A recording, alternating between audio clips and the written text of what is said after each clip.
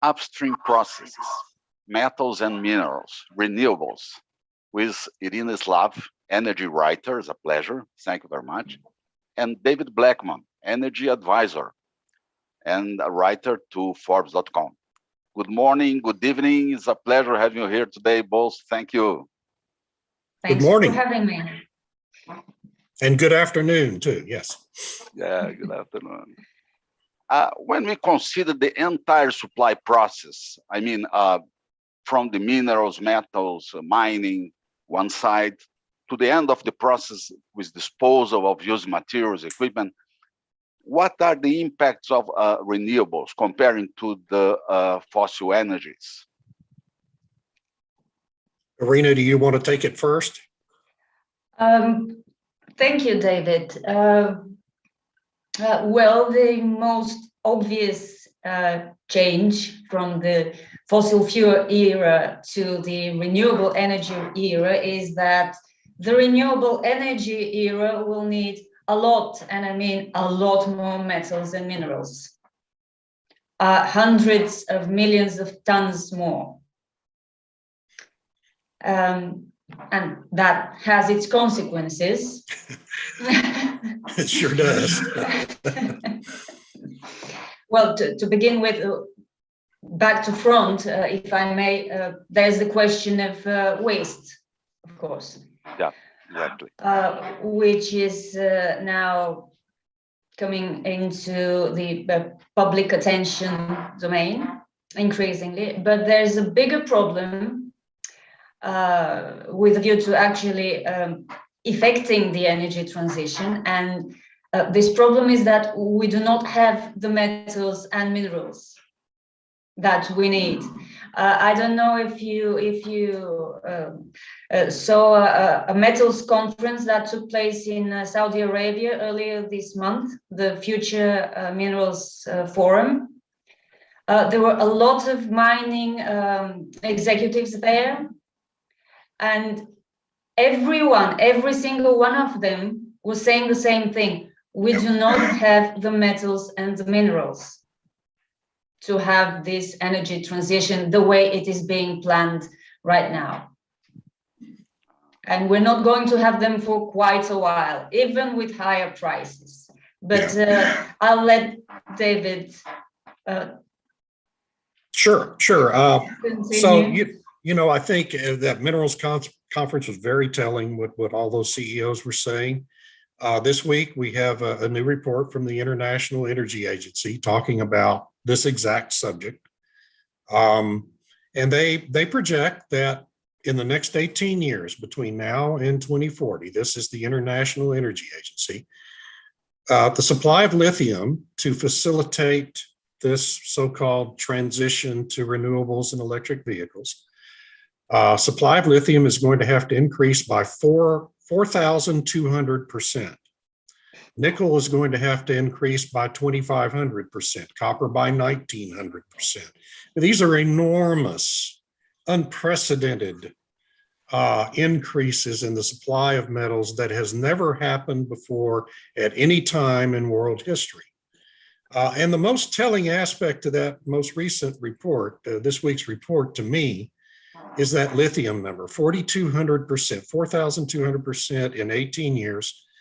That's 200% more than IEA projected last July in a similar study they had done.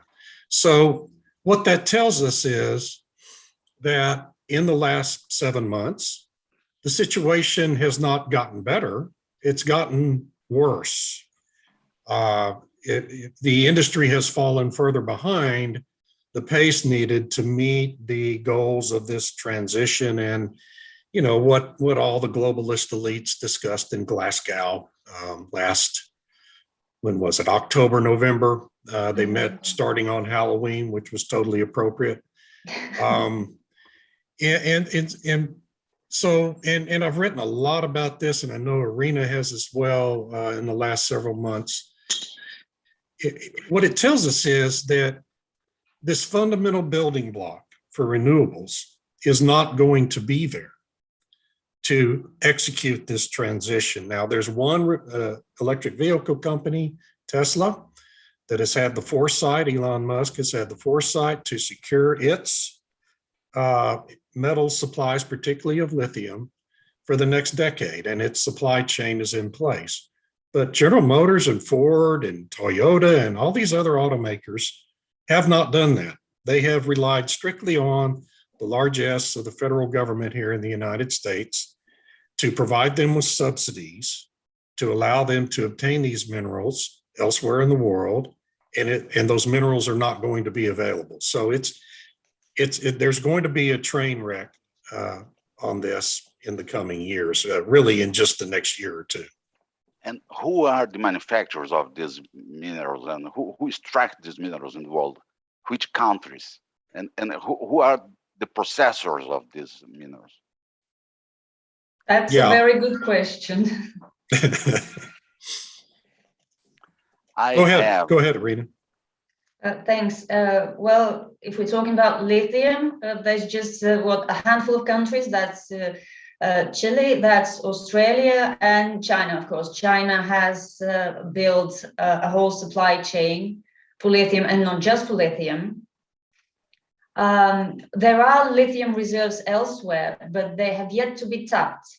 And this brings me to the other big problem of the mining supply for the energy transition: the long lead times of new mines, regardless whether it's a lithium mine or a copper mine. Copper, by the way, is going to be even more critical than lithium, because copper is necessary for a lot of other things, not just for EV batteries. It's in the electric engines of EVs, but it's also in transmission lines, in solar farms and wind parks. We're going to need a lot of copper, and this copper isn't there. That's right. Yeah, it's not there, and it's not going to be there. And this is a big part. I mean, this is a great question, because such a big part of this is the same environmental groups, far left-wing environmental groups, that are promoting this energy transition and renewables and electric vehicles, are the very same groups that mount these massive protests to minerals mining. And we've seen two examples in just the last 2 weeks now.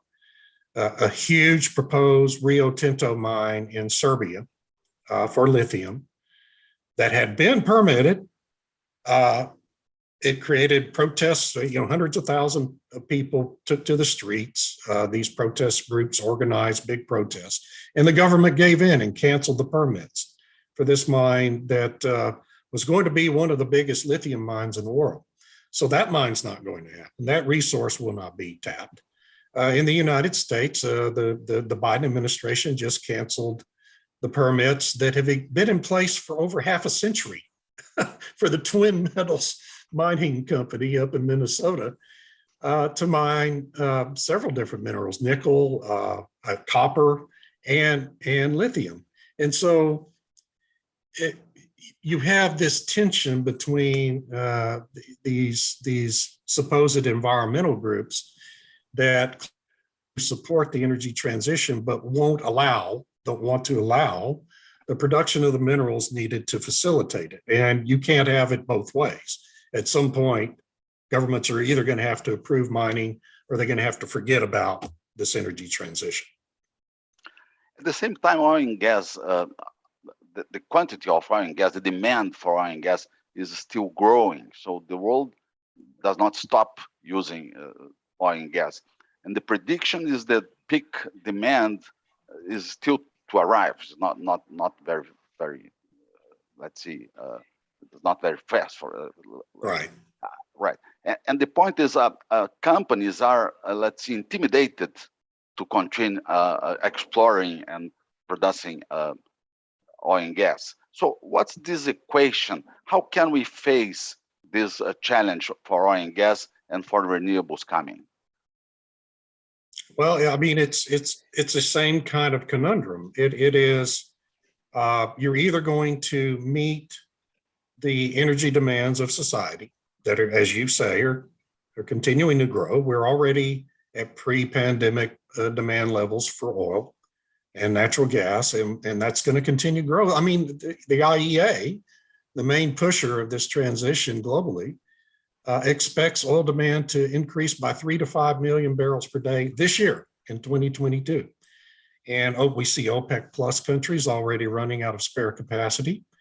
And the Biden administration doing everything it can, canceling lease sales and doing what it can to impede the progress of the US energy industry. And so again, just like in renewables, we're either going to have to allow for the production of the oil and natural gas to meet society's demands, or governments like the US and the Western democracies and Brazil are going to have to engage in the politics of deprivation and hardship for their populations. And we know what that's going to result in, don't we, Irina? Yeah. I think it's a kind of dissociation between government plans and actual realities. What you said, David, about this revocation of licenses in Minnesota. So on the one hand, the administration or European governments, they're Right. On the same page, so to speak. So on the one hand, they want to move to renewable energy. But if they are really serious about this, they will have to accept the fact that they will need metals and minerals that need to be mined. They do not spontaneously appear out of thin air. They will need to be mined. And yes, mines tend to have really substantial environmental impacts on surrounding areas. And these impacts tend to be adverse. So I can understand environmental opposition to mines, but you can't oppose mines, as you said, David, you can't oppose mines, but want more solar and wind power. Right. It's a cognitive dissonance, if you wish. It is, So and this needs you're to be- absolutely right. I mean, it is incredibly impactful on the landscape, the mining for these minerals. It is, and there's no way to avoid that. And so we have a societal choice to make. You know, we're either going to have to endure that and hope companies can reclaim the land once they're finished with their mining operations, or we're going to have to change the narrative on the energy transition. We can't have it both ways. Yeah. At the same time, in Europe, there is a discussion related to nuclear energy. Germany is closing some units, and at the same time, France is increasing the number of nuclear plants.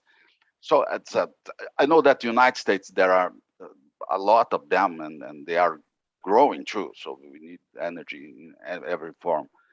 But the point is, could we consider nuclear energy as clean and safe, or we cannot consider this as clean and safe? Go ahead, Irina.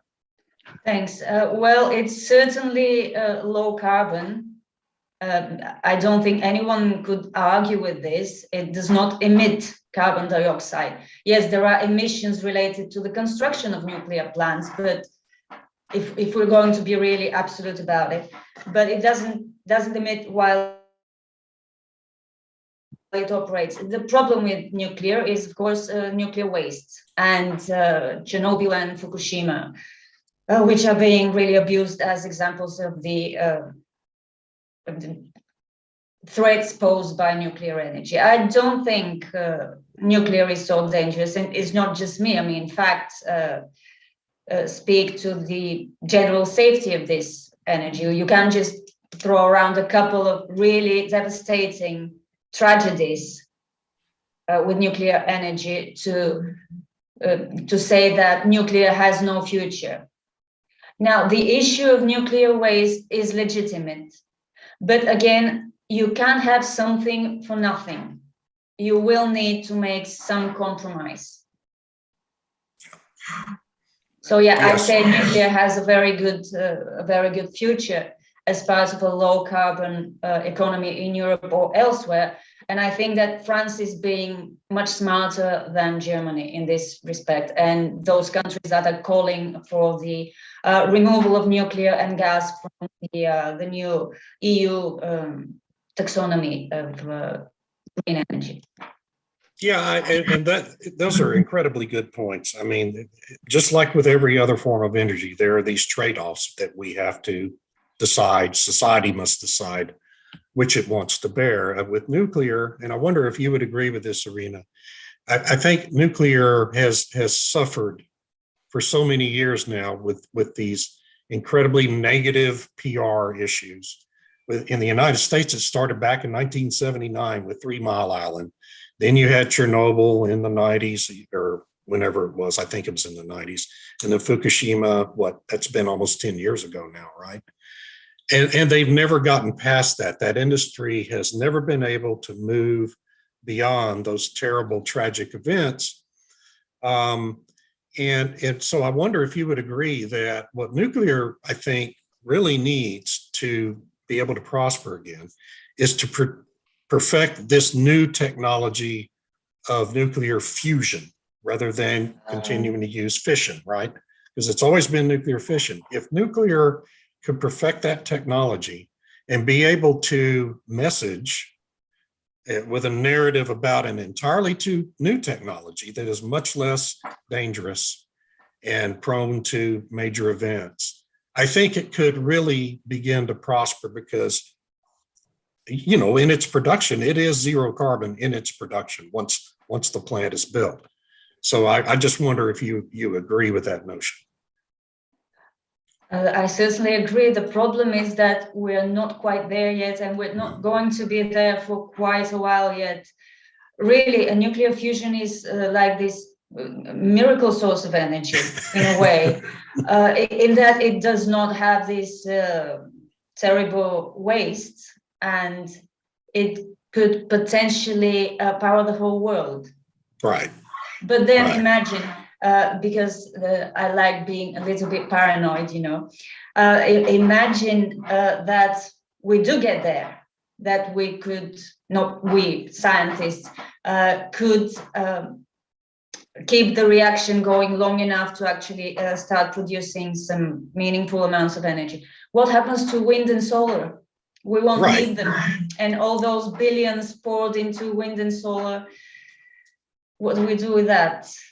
Well, and that's the thing. I mean, and I'm working, actually, have been trying to get in my mind the structure of a story in this regard, because what's really happened with the energy transition is that wind, solar, and electric vehicles have become the industries of choice in the Western democracies, among the globalist elites that control the narrative on this. And they are benefiting to the tune of trillions of dollars in government rents that are going into these industries. Fatih Birol this week talked about the need for $5 trillion a year globally to be thrown into these industries in form of subsidies, government subsidies. And that money doesn't exist, okay? So you're absolutely right to question, well, if nuclear does get there, what's going to happen? And I think politically what's going to happen is going to be just a continuation of what we've seen, of demonizing the nuclear industry. And unfortunately, most of the global news media is bought into the same narrative. And so even if they perfect a new technology, that's an extremely good point, because you do have this whole question of government subsidies and these industries that have become the favored clients of these governments.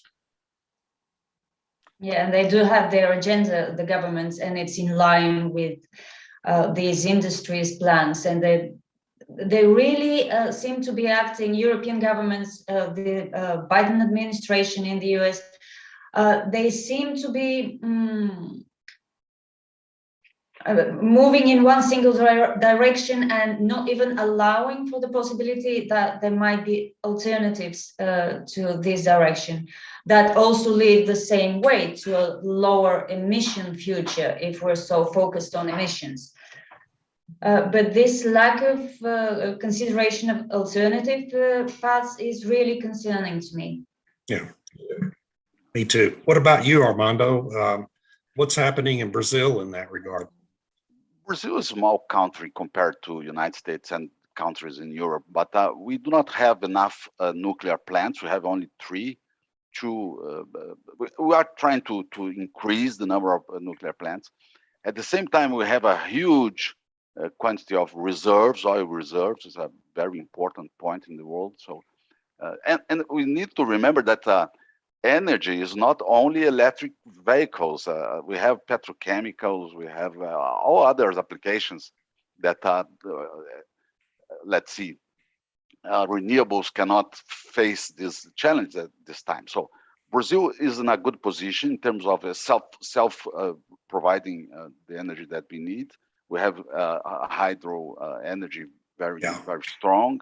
We have alcohol very strong with gasoline, and we have huge reserves of oil and gas. But the point that I would like to ask you both is related to natural gas, because Brazil has natural gas, 100 million cubic meters per day. The production 150 is not too much. Is compared to a Nord Stream 2 capacity.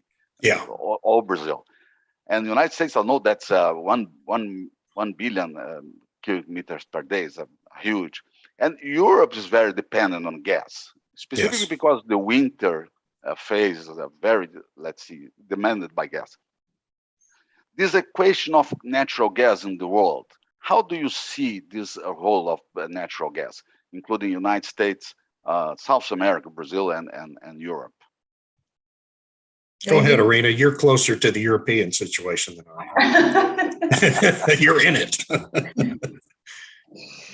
Well, we're already seeing the effects of having less than you need, even with all the solar and all the wind power that Europe was so happy with until about last September, when it turned out that there's not enough wind and there's not enough sun to power the continent during the winter.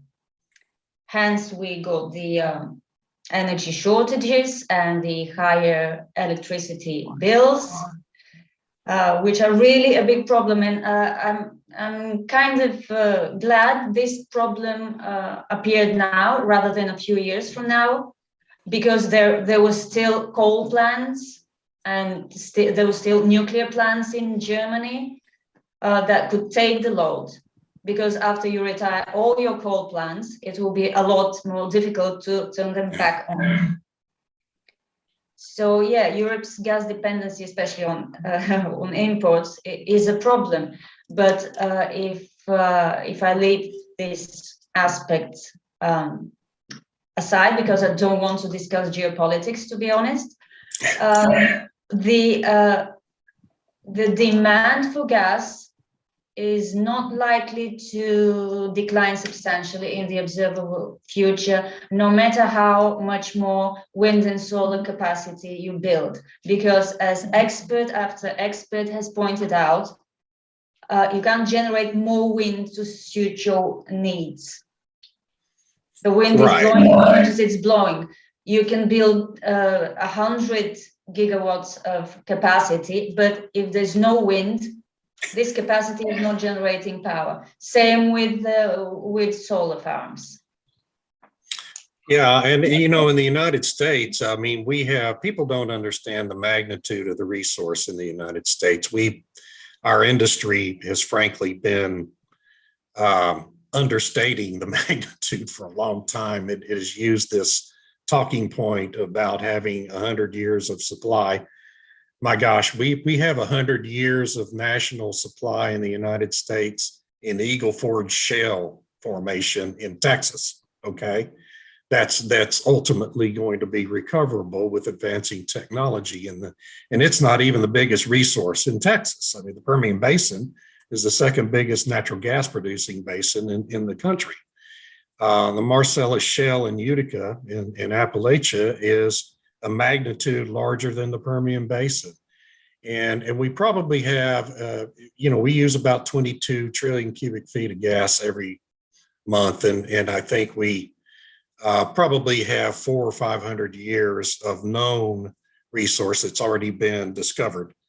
And there's much more below the ground as technology advances that we'll be able to recover. So, I mean, there's no problem with supply in the United States. The problem for Europe, I'm afraid, this winter, I'm going to get into geopolitics just a little bit, if Russia should invade Ukraine and the natural gas pipeline supplies from Russia into Europe are cut off, there aren't enough LNG tankers on Earth to fully supply the European continent with its natural gas needs this winter. And this is a potential major humanitarian crisis if this happens.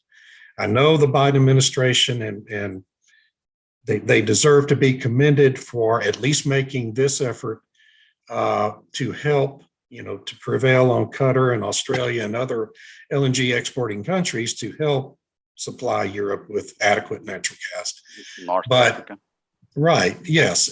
But those countries, just as the United States exporters do, they have contractual arrangements for a good large bit of their supply to go elsewhere.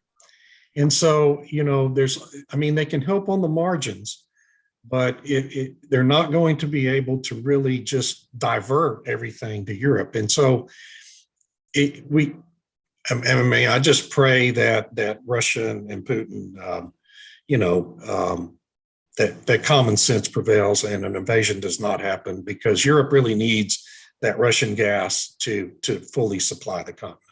Yes, but think about that. Russia actually does not need to invade Ukraine to create a gas crisis in Europe. That's right. That's true. Yes. Yes. Really, that's the point. The invasion threat is being overblown, I think. Was created by someone. Being forgotten. If Russia wants to cut off Europe, it can do it. Right. Doesn't I totally agree with that. Yeah. Yeah, that's right. Okay, people, we made a very good trip with every energy and discussing worldwide every energy. I would like to be back to the beginning of our discussion to close our conversation. Okay. And to see your vision about China participation on mining, minerals, metals, and the influence of this country worldwide in terms of the challenge that the quantity we need for the next decades of these materials. So what's the risks that are involved in this, China control of processing of these minerals? I know that not total source of these minerals are in China, but they process and they outsource companies, manufacturing plants to make ships and make several things. So what's your vision about these risks for the world in the next decades? Go ahead, Abrita. Well,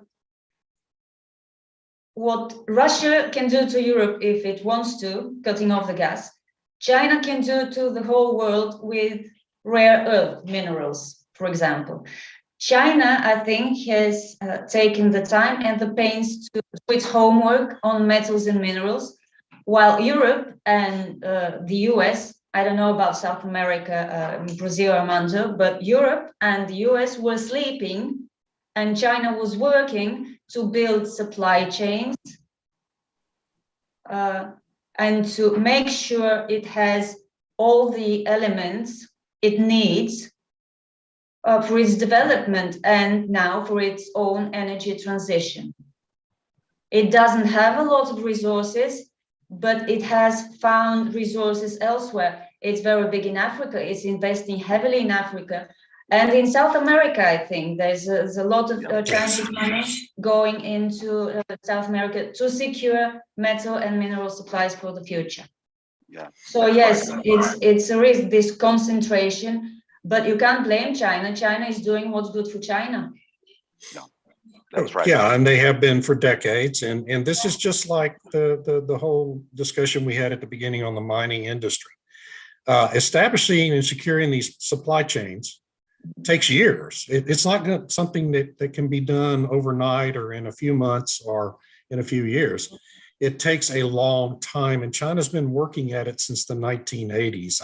I interviewed a CEO of Almonte Industries, a mining company named Lewis Black last year, and he talked about the reality of how the United States and the democracies in Europe and other developed countries decided in the 1980s that mining was too dirty, their populations wouldn't tolerate it, and they just willingly turned this all, and they saw China beginning this process of securing their own supplies and supply chains. And they just all stepped back and said, okay, we're going to let all this go through China. And as Irina said, China doesn't control that much of the production, but what China controls is the processing and the movement of these minerals. And the logistics, and yes, and so they're, as she said, they're in exactly the same position as Putin is on natural gas with Europe. They can control the flow of these minerals. And the Biden administration, in spite of a promise it made in June of last year to mount a whole of government approach to securing US supply chains for these minerals, has done nothing. There has been no work done in that regard. And so what that tells us is that this administration is perfectly content to allow the United States future for renewables and electric vehicles, this energy transition, these client industries, to be controlled by China. And well, that just means that in order for this transition to happen, the United States will have to become more and more subservient to China as time goes on, and that's just the nature of how it's going to work. And at some point, you would hope the news media would pick up on that and start reporting it, and the American people could make a choice about their future. Yeah, that's right. The last question, please, for both. Are we going to face next decades shortage and kind of high prices, spike prices for energy? Yes, we are. Unfortunately, we are. Yes. Yes, I mean, I think that's the plan. I don't think that's an accident. I think it's, as the saying goes, it's not a glitch in the plan, it's a feature of the plan for the energy transition to raise the cost of everything so renewables become competitive. Unfortunately, yeah, that's right. I would like to thank David Blackmon and Irina Slav for this nice conversation today, and was a pleasure for me. Thank you for having us, Armando. Yes, a pleasure for me too. conversation. I really appreciate being included, and Irina, you're just doing great work, and please keep it up. Yeah. Thank you. Very You too, grateful. David. Yeah. Thank you. This is the first meeting. Probably we will invite you to have more meetings about this theme. Thank you. Great. Oh, please, yes, let's do that.